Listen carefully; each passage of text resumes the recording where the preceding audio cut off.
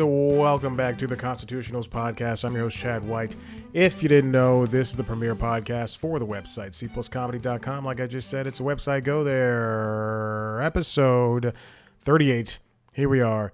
God, I hope it's 38. I don't know. Let me go check. I usually change the number after I finish the episode, but I don't know if I did. Yes, it is 38. Episode 38.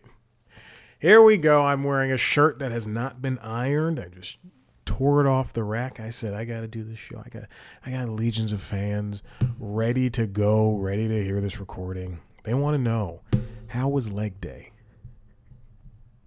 And you know what? It was good.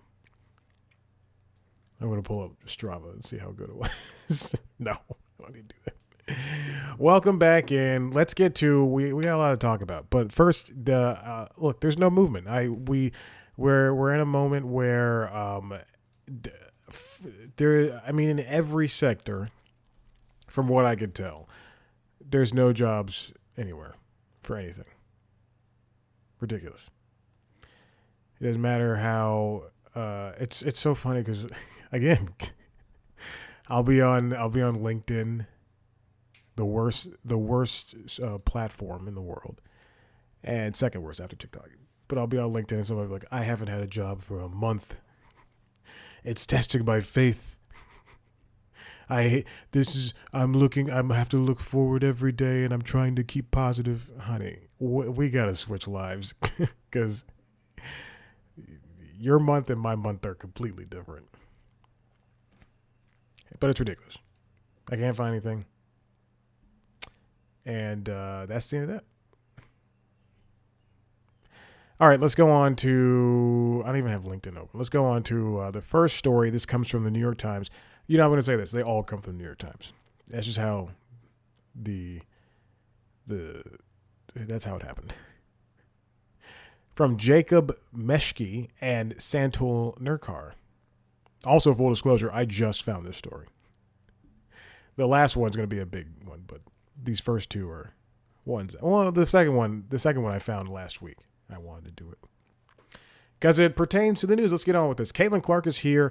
Can the business of the WNBA flourish? Caitlin Clark is not the first WNBA player, as much as people want you to believe. She's not the first WNBA player ever.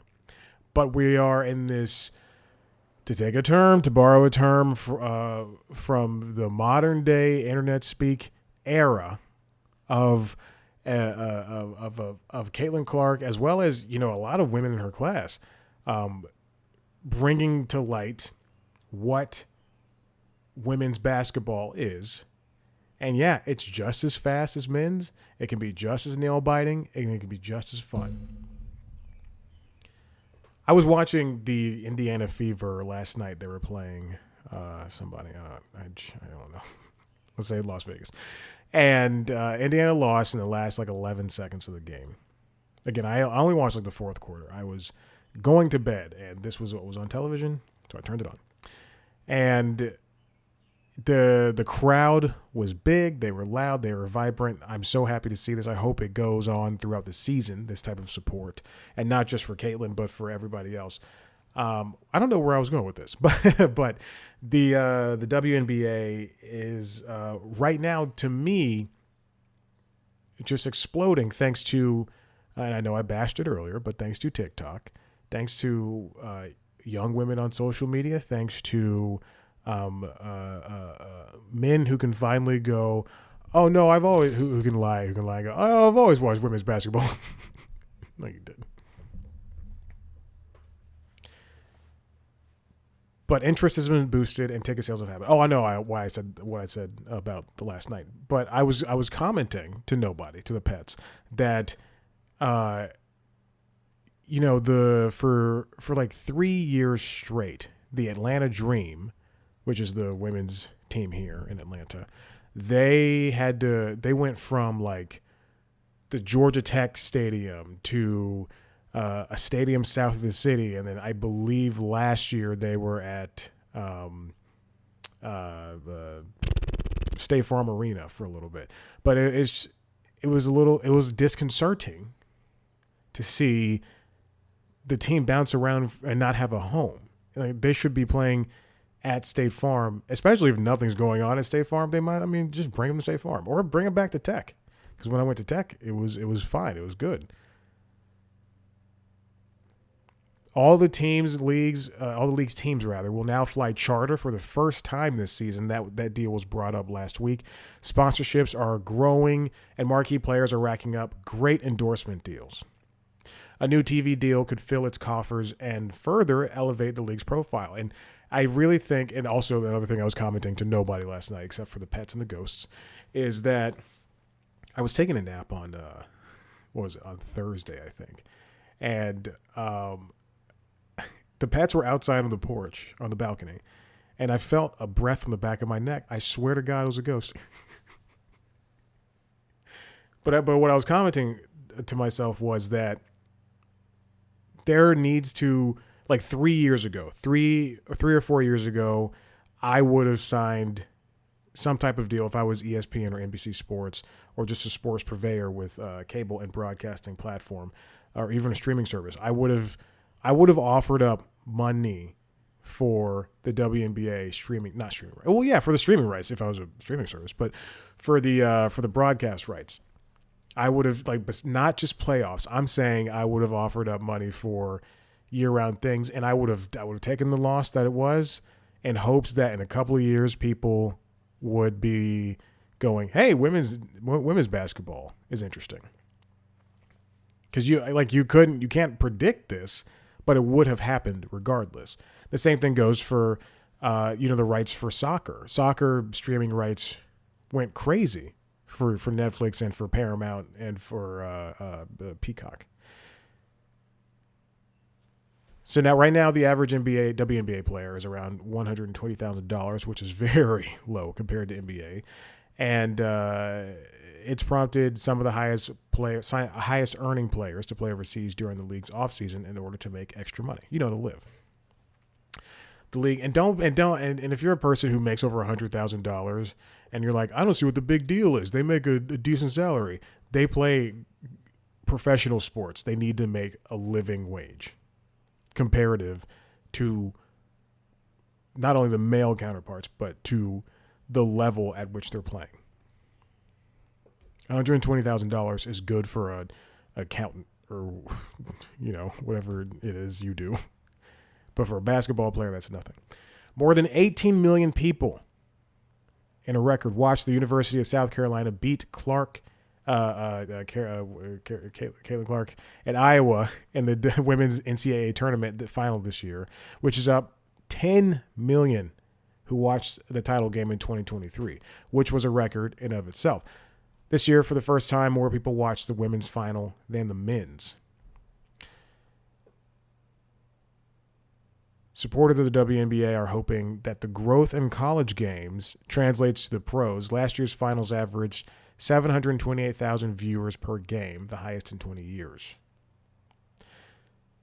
Sue Bird, she used to play for Seattle Storm and University of Connecticut, said in an interview that compared with 2002 when she entered the league, the WNBA is taken more seriously by fans. The common sentiment back then, Bird said, was that, quote, you were taking a step down from playing college basketball.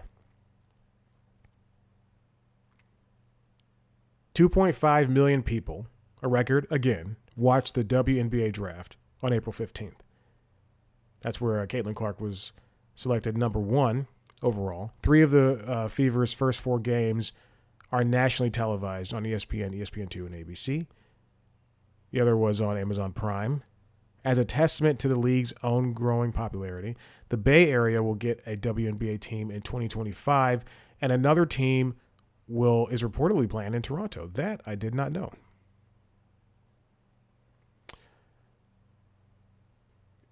Clark's starting salary is about $76,000. Again, that's way more than me, right?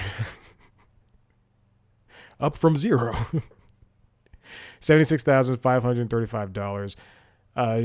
Her college endorsements, which were valued at more than $3 million, according to On3, a site that tracks name, image, and likeness deals for college athletes, and ones she has signed with since getting into Indiana, make her base salary a small portion of her overall compensation. Base salaries for the WNBA is $64,000 for rookies, drafted in the third round, to about $240,000 for veterans. Out of roughly 144 players in the league, 22 make more than $200,000 annually, and 78 make less than $100,000, according to Sport Track, a site that tracks players' contracts. Hopefully, ownership. We can see ownership. We can see GMs. We can see a lot of factors outside of just sponsorships really add to the paycheck of a WNBA player and the coaches and everybody else that's not above the line. To put it frankly, I just heard the sigh of a dog. Sick of hearing this. Because, I go over this beforehand. I say it out loud. These new deals are very important. They could change everything. And the money will come from, again, outside sources. Clark is reportedly signing a $20 million deal with Nike, which makes sense for her. Angel Reese is also in her rookie season with the Chicago Sky. Had NIL deals worth reported $1.8 million while at Louisiana State University. Asia Wilson from the Las Vegas Aces is signed a deal with Nike, apparently, making a signature shoe.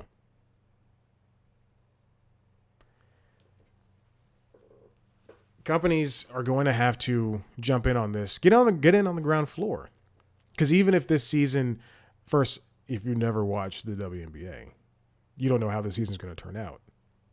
But even if this season doesn't turn out the exact way that they think it's going to be, they think Caitlin Clark is going to be the MVP, the WMVP. And that would be a great title if this was the Constitutionals. They think Caitlin's going to be the WMVP. I said it jokingly before, but now it's a real thing. The MVP. They think they're going to have all this viewership. The point is to maintain the viewership and to also talk it up as much as possible. That's how we're going to be able to help people like Clark and Asia and every other woman playing in the WNBA and all the coaches and all the trainers and everybody else to get paid and to have more games. Just watch the game, support them, talk about it. Do everything you possibly can. As much as you talk about the NBA, talk about the WNBA. Speaking of talking, this comes from the New York Times, written by Jim Rutenberg and Michael M. Grinbaum. How MSNBC's leftward tilt delivers ratings and complications. There's Fox News, which is on the far right. I'm sorry, that's if you're watching the video, I am pointing to the right, camera right. No, that's camera left. But it's pointing right. It's reversed. It's your from optimal. Was it worth it? No. But Fox News is far right, and they're winning in terms of viewership. CNN's down the middle. But if you're David Zaslav, it used to point a little bit toward the right. CNN's down the middle, and they're coming in at a comfortable third. Not a comfortable third. Uneasy third. And then MSNBC, hire me back, baby, and I will help make CNN number 2 at minimum. I'm not promising the moon. I'm promising the stratosphere. The mesosphere. Mesosphere, stratosphere. MSNBC is on the left. They're fighting this war with the news, MSNBC. They're hiring people like Jen Psaki. They have people like Rachel Maddow, who are openly chastising former President Donald Trump on the air.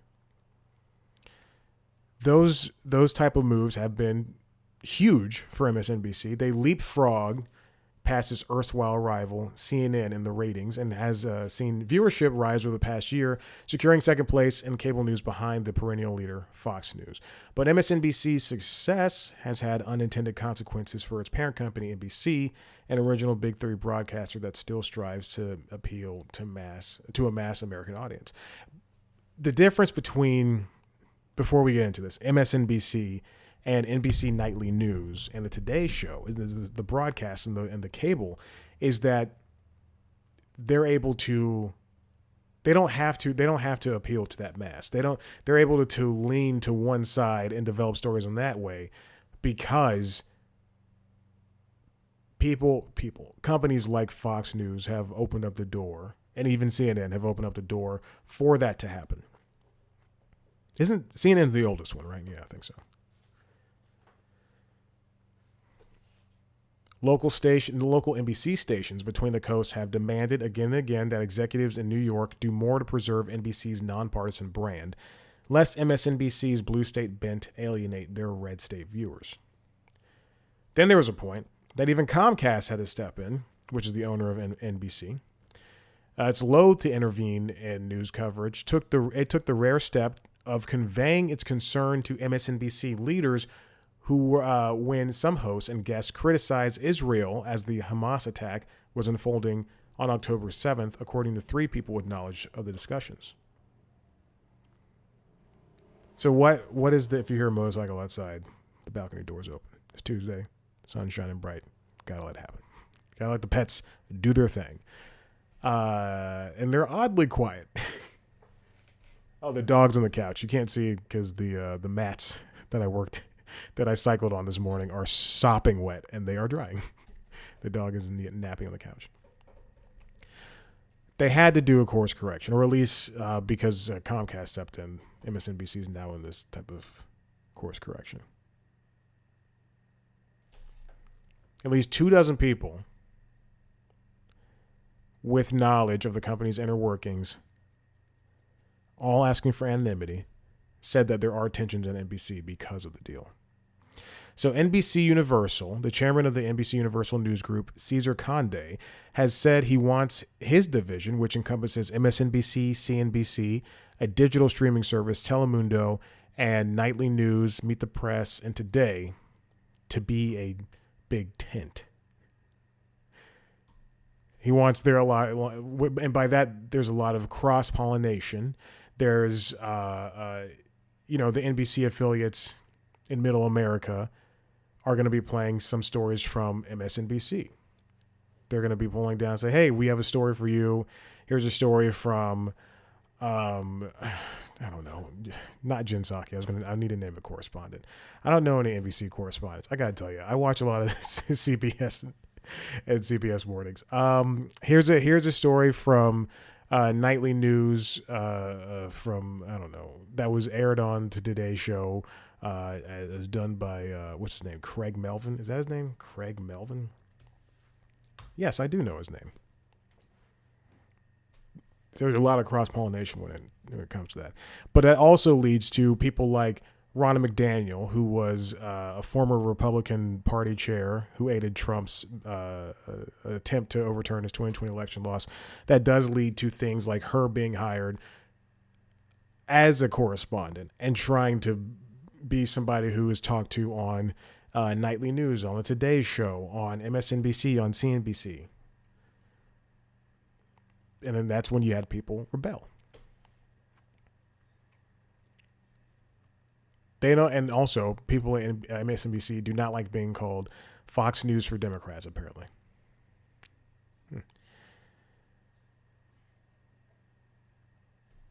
Executives inside NBC's corporate suites at Rockefeller Center say they are confident that viewers know the differences between the company's various news brands.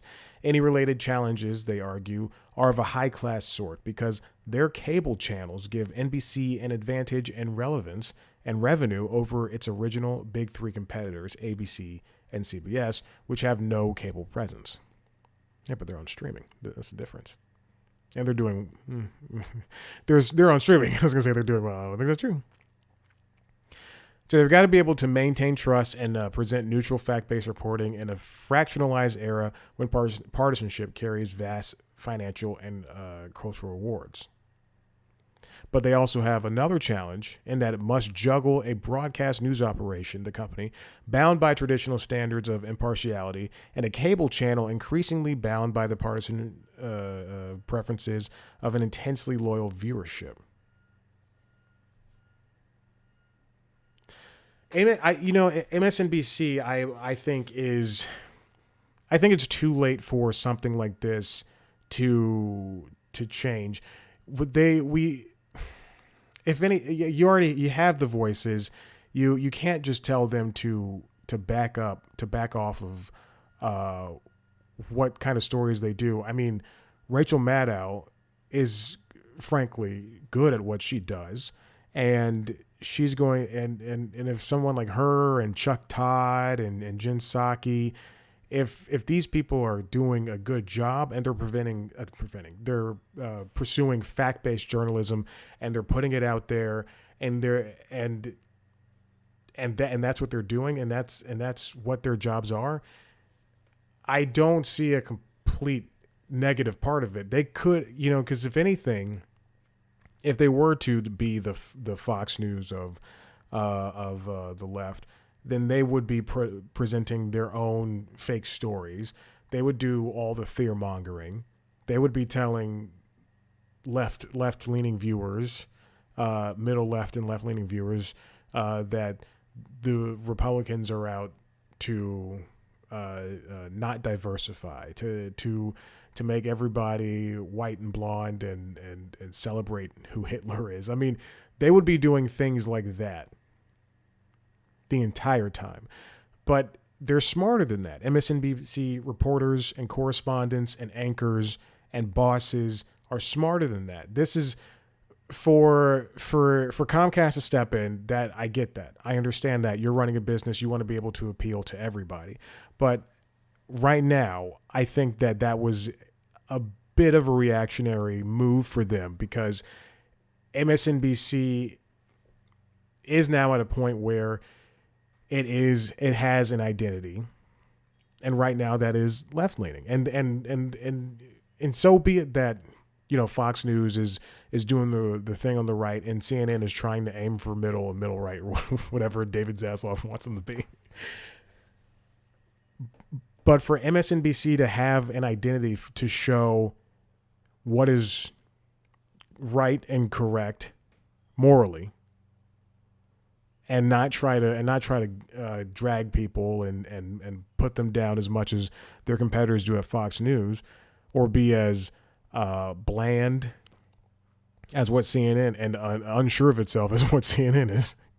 Again, hire me back to the company, and I will stop doing this. No, I will keep doing it. I'll keep doing whatever I need to do. It's written here that MSNBC has struggled with its identity before it moved to the left ahead of the Iraq War, and later moved right by hiring new hosts like former Republican Congressman Joe Scarborough. Soon it shifted leftward again with Keith Olbermann talking about anti-Bush and often anti-Fox commentary. But then Andrew Lack, a veteran producer, took over NBC News' division in 2015. He decided the channel needed to tone down its partisan image.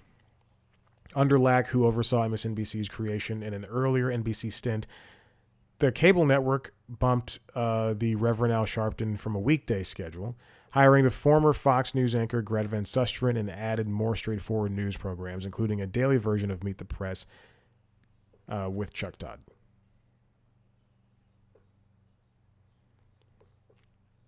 And there's a lot of positive and negatives when it comes to this, and the criticism I do believe is valid, but they're doing better news than what Fox News is doing, and they're doing it again right and more correct and honest. And yeah, there's going to be some hiccups here and there, but that's just what comes with it. Aren't you glad I didn't talk about CNN this time? There's more to it. Check out the story in the show notes. And this final one comes from Trip Mickle. Scarlett Johansson said no, but OpenAI's virtual assistant sounds just like her. As well, this also comes from the Deal Book newsletter, Scarlett Johansson and OpenAI's Trust Issues, written by Andrew Ross Sorkin, Ravi Matu, speaking of CNBC or NBC, Ravi Matu, Bernard Warner, Sarah Kessler, Michael J. de la Merced, Lauren Hirsch, and Efrat Livni, as well as Alyssa Wilkinson, who wrote What We Lose When ChatGPT Sounds Like Scarlett Johansson. So if all of this encompasses one story. OpenAI last week announced had a showcase of ChatGPT 4.0, which is a new iteration of their ChatGPT of OpenAI's virtual assistant, I guess. That is its aim is to bring video and conversational aspects over to its ChatGPT platform. And one of the voices, there's multiple voices. I downloaded the program. And I don't know why I paused there. But one of the voices sounded a lot like Scarlett Johansson's character, or lack thereof, from the movie Her. It's a fantastic movie. It is a movie I own. The problem is she originally told them no. Sam Altman, the company's chief executive, remember he was fired and he was brought back, asked her twice. And she was like, no, thank you. Despite those refusals, as Trip Mickle writes, Ms. Johansson said, OpenAI used a voice that sounded, quote, eerily similar to mine. She hired a lawyer and asked OpenAI to stop using a voice it called Sky. OpenAI did suspend the release of Sky over the weekend. The company said in a blog post on Sunday that, quote, AI voices should not deliberately mimic a celebrity's distinctive voice. Sky's voice is not an imitation of Scarlett Johansson, but belongs to a different professional actress using her own natural speaking voice. Her name is Marlette Momanson. Oh, God. She said, and this comes from the DealBook newsletter, I was shocked and angered and in disbelief.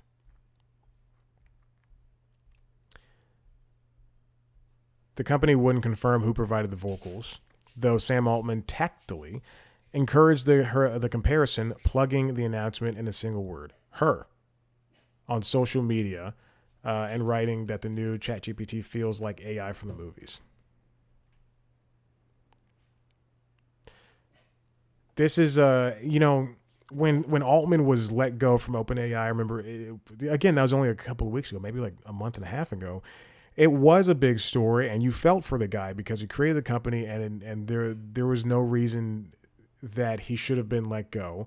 And then you find out, it was one of his friends inside the company that also, and then she was going to be hired to that position temporarily, I guess, while he was gone. And then finally the board just, they let him back in. But this, as the DealBook writers write, it's just a sign of eroding trust around in OpenAI.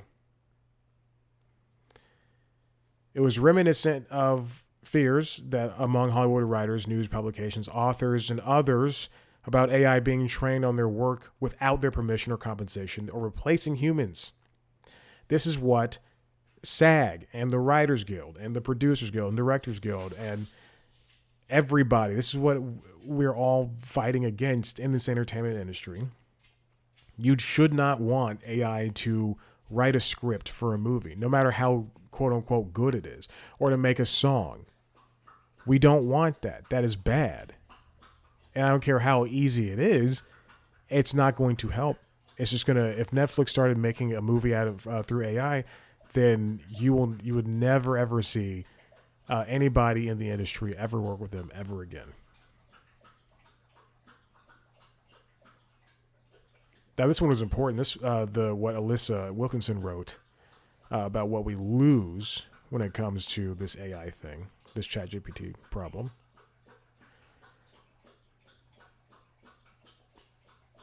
We lose besides the trust. The engineers interact in real time with ChatGPT 4.0. It becomes increasingly clear what part of the brain the voice is meant to tick. I didn't know that there were male voices, rather. I didn't know there were male voices when I downloaded the app. which I was reticent against doing. I did not want to download that app on my phone. I don't want to have any AI except for Google Assistant and Siri on the iPad and Mac. But it feels like we're making fake relationships. The voice was flirty. She was the female voices they used, because I think there was like 5 total voices and 3 of them were women, but the voices were very flirty. They talk to you in this kind of lilt that makes you feel like you're being heard, like you're talking to a real woman that you met on Hinge or whatever. Like, hey, oh, she's giving me the time of day. Oh boy, it's time for me to really puff up my collar and talk about what we're doing in here.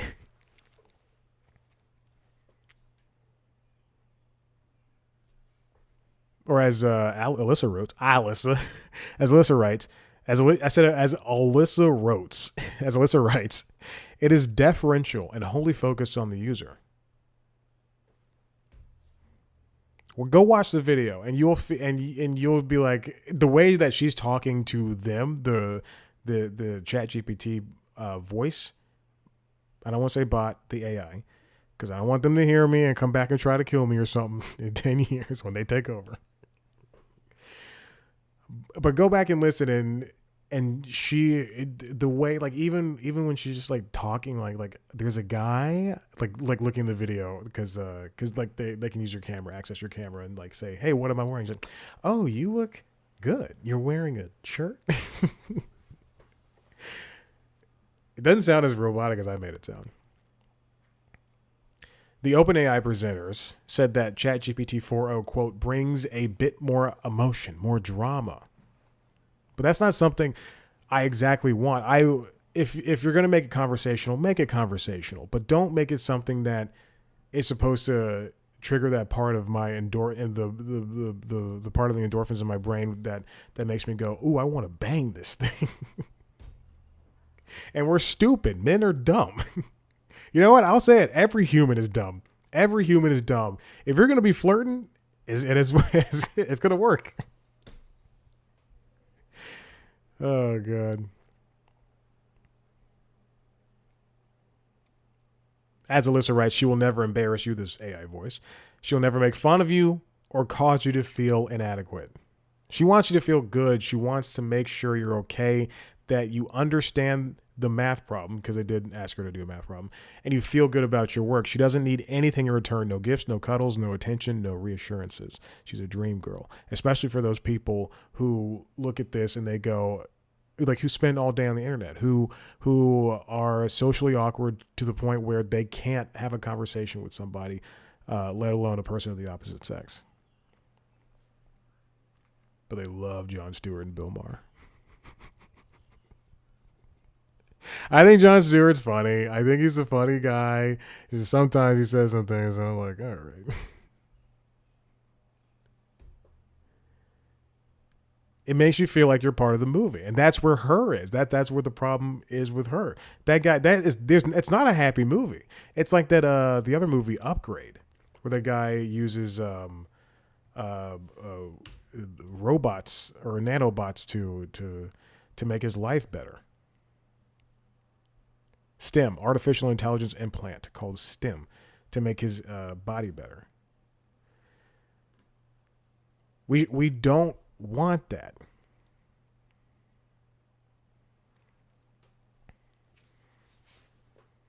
And to a lesser point, don't let AI take over the industry or any industry. Don't let it be something that can replace you in a heartbeat. Anyway, all right, I'm done. Listen, I never come to conclusions on these things. If you like what you heard here, head to the website, cpluscomedy.com, where I talk to your favorite people in the entertainment industry. I just finished. Look, AI can't have a conversation with famous people, not like me. Maybe if I was about to take down an outlet, but I'm not going to. I'm just saying, maybe AI could replace the guy who hosts Hot Ones. And I think he's a good interviewer. And I will say it to his face. I think the show is interesting. I don't watch the show, but I think the show is interesting. Just saying, I don't think he's a good interviewer. It's two different things. I think there are a lot of great NBA players who have. One of them is on the Dallas Mavericks. I love the Mavericks. He's an anti-Semite. I can't support that guy. I can support the team. I can't support that guy. CPlusComedy.com. I just talked to Kate Willett, very funny comedian, about her new special. You can find that at CPlusComedy.com. You can find the video version of that interview on YouTube.com/CPlusComedy, as well as the video version of this podcast on the same platform, YouTube.com/CPlusComedy. You can find video versions of the other podcasts, The Constitutionals, which is the entertainment business news podcast, on the same thing, and Late Night Lately, which is the late night show. Subscribe to those wherever you get your podcasts. You can find us on TikTok, Twitter, Instagram, and Facebook at CPlusComedy. Find me on those platforms at Chad Black White. Rate, review, subscribe, tell your friends about it. Goodbye.